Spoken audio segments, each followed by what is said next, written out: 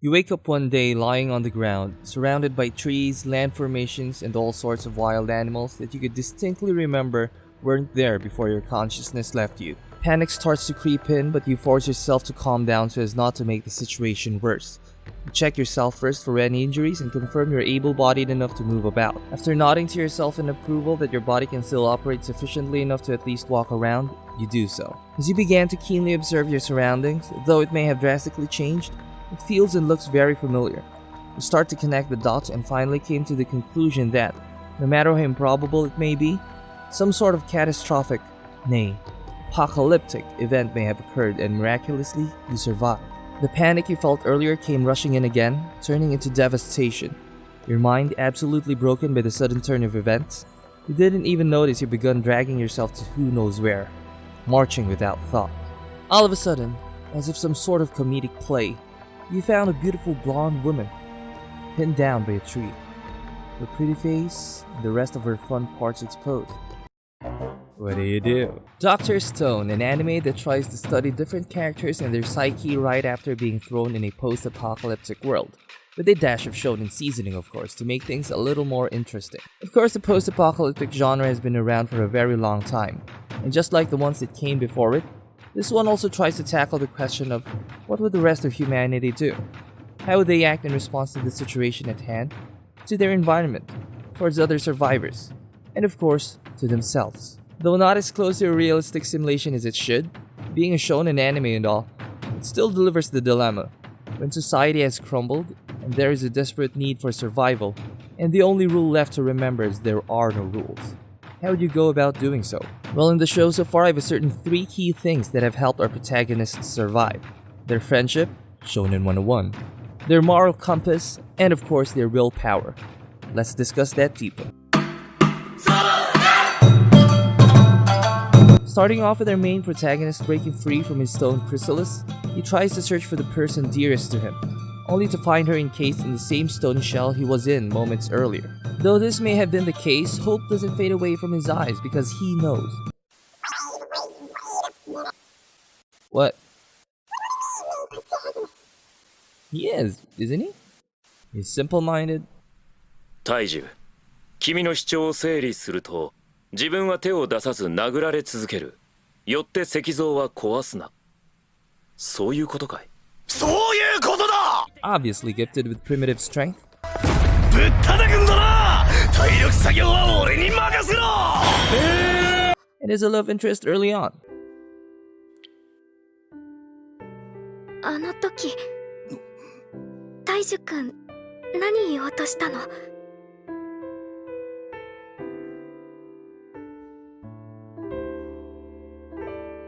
Pretty much your shonen main protagonist starter pack right there. What seems to be the problem?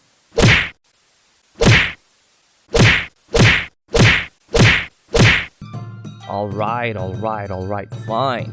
He's the main protagonist. Sheesh. Still, from what happened earlier, like what the show has revealed, it wasn't by a lucky draw that Taiju broke free from his predicament, but was still part of Senku's elaborate plan. But then, more than a strategic way of going about it, Senku chose Taiju because of the simpler fact that he greatly believes in him. Not only as a helping hand, but an ally and a friend as he have been for the longest time. I mean, think about it carefully. In a world where you have high schoolers possessing brilliance on a genius level, or strength near Herculean, don't you think there are adults in this world who Senku would opt to if his decision was solely based on a tactical standpoint? Oh wait, I forgot. This is a shonen. Taiju has been one of the very few people he could rely on, and up until the end of times, he would never lose faith on.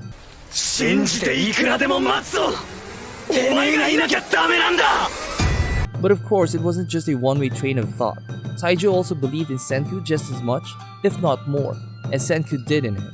Taiju knows that only Senku's brilliance would give them the only chance to survive the predicament they were in. Now, just as things were going well, lions had to ruin their day. I mean, seriously? Lions?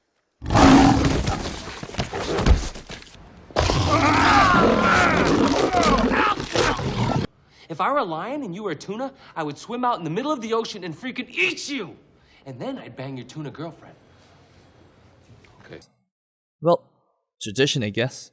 Lucky for both of them, Taiju spotted pretty much the person who turned the series knob to the proverbial 11. If you can see, Yeah. the numbers all go to 11. Does that mean it's louder? Is it any louder? Well, it's one louder, isn't it? Tsukasa, the man who saved them by a hair's breadth, showing feats of strength that would make the strongest man in the real world grovel in tears. But despite owing Senku's life to Tsukasa, something was bothering him. Now, like what was mentioned earlier, I wanted to discuss how the characters so far got far enough because of how they believed in each other. Taiju believing in Senku's genius, Senku believing in Taiju's simple-mindedness. 頭が雑な体力担当大樹だ。頭が雑な大樹だ。よろしく。考えることは全部千空に聞いてくれ。But what about Tsukasa? Did they also believe in him? Obviously, Taiju had great faith in his strength as a fighter, but Senku saw something else in him. He saw madness. Their savior earlier would potentially be the deliverer of their demise later on.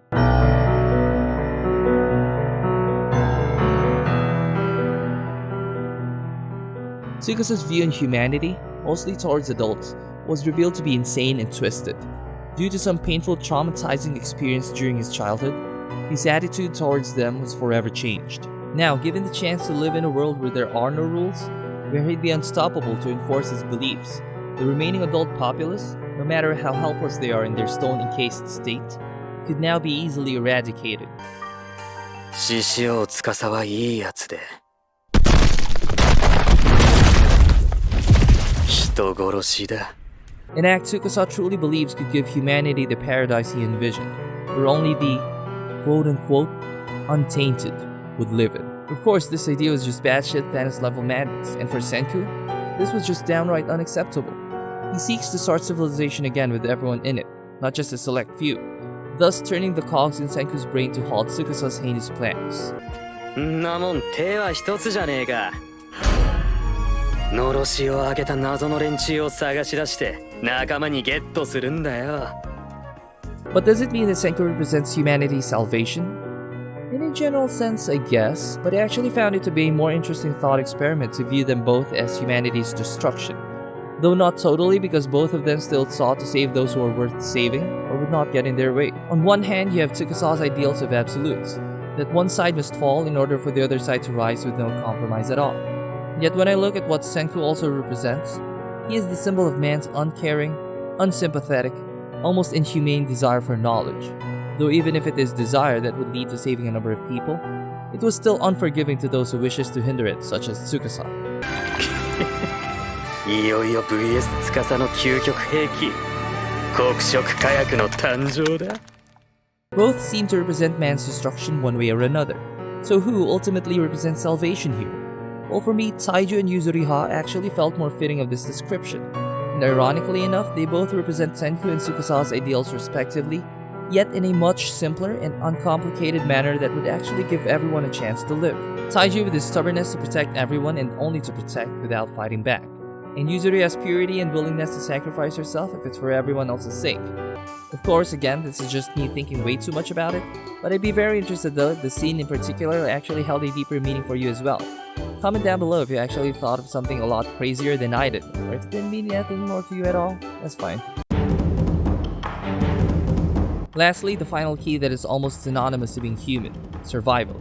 And who better to make us understand this than Senku, who made use of what makes the human race very distinct, thus making us unequaled in survival, the human intellect. Severely lacking in strength, endurance, and agility, he made use of the almost unlimited resource in his disposal, providing himself the basic necessities to give himself enough time for his most trusted ally to revive, and aid him in ensuring the rest of humanity's survival.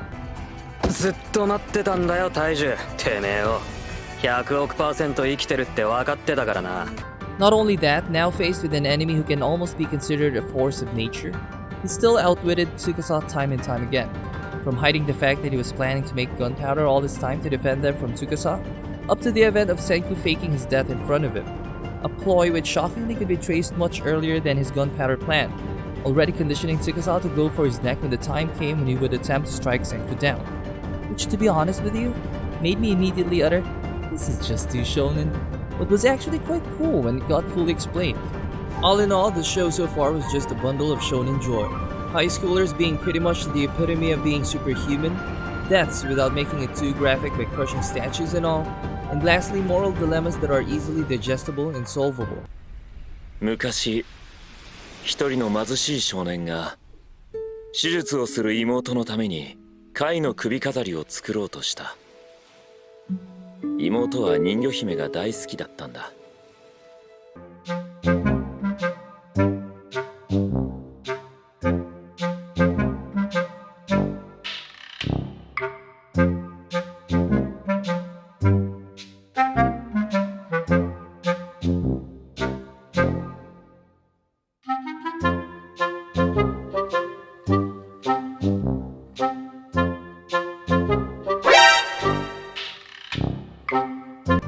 Alright, I'm not trying to shit on shonens and its younger audience, okay? In fact, I really did enjoy this anime due to the fact that it's very shonen up to its core.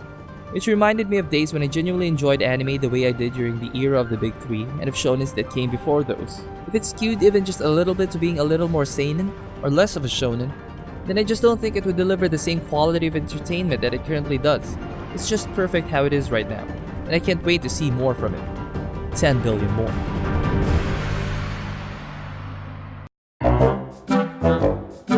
Thanks for watching part 1 of my thoughts on Dr. Stone. Now I say part 1 because as you may have noticed that everything I discussed earlier involved only events up until the 6th episode. I'm planning to discuss the rest of Dr. Stone in different parts just to make it easier for myself and more coherent for you guys, not making it overly convoluted for both of us. Anyways, feel free to discuss down below what you thought of Dr. Stone. How's the series so far? Like it? Hate it? Let me know down there. And don't worry, you're very much welcome to discuss about the latest episodes since the next discussion about Dr. Stone will include those. Also guys, if you appreciate the videos I make, not just this one, then please do leave a like. Want more? Please consider subscribing. Again, thanks for watching. Pursue casually.